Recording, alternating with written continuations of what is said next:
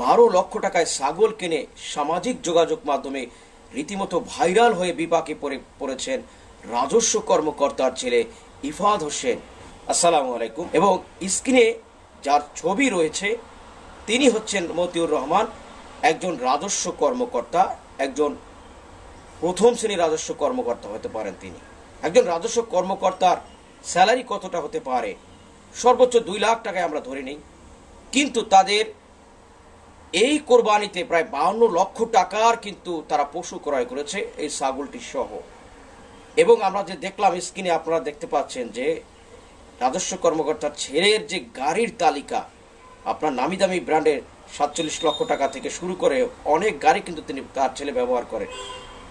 তাহলে তাদের এই লাইফ স্টাইল দেখে সাধারণ যারা জনগণ রয়েছে তারা কিন্তু একটা কৌতূহল জাগে, যেটা কিভাবে সম্ভব। একজন রাজস্ব কর্মকর্তার ইনকামের সোর্সটা আসলে এতটা হলো কিভাবে? আপনার ক্ষমতা আছে, আপনার ক্যাপাবিলিটি আছে, আপনি 52 লক্ষ টাকা কেন 1 কোটি টাকায় কিনতে পারেন, কিন্তু ব্যাপারটা হচ্ছে যে আপনার টাকা ইনকামের সোর্সটা যদি সঠিকভাবে, তথ্যটা যদি সঠিকভাবে যুক্তিসঙ্গত না হয়, তখন কিন্তু প্রশ্নবিদ্ধ হয়। ইতিমধ্যেই এই যে রাজস্ব কর্মকর্তার ছেলের ছাগল কেনা সহ তাদের যে টাকা ইনকামের সোর্স, তাদের যে রাজস্ব কর্মকর্তার ইনকাম যে এতটা কিভাবে অস্বাভাবিক হতে পারে, এটা কিন্তু ফুটে উঠেছে।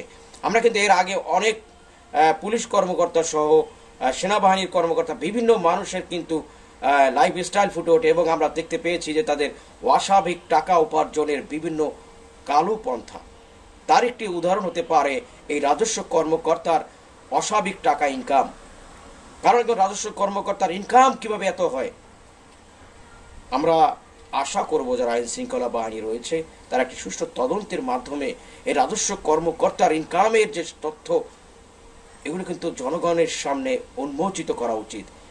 রাজস্ব কর্মকর্তা একটি সেন্সিটিভ একটি আপনার পদ, যার মাধ্যমে সরকার কিন্তু রাজস্বের যে একটি উৎস তারা কিন্তু এখান থেকে পায়। তাদের মাধ্যমে তারাই যদি স্বচ্ছ না হয়, সরকার কিন্তু বঞ্চিত হবে।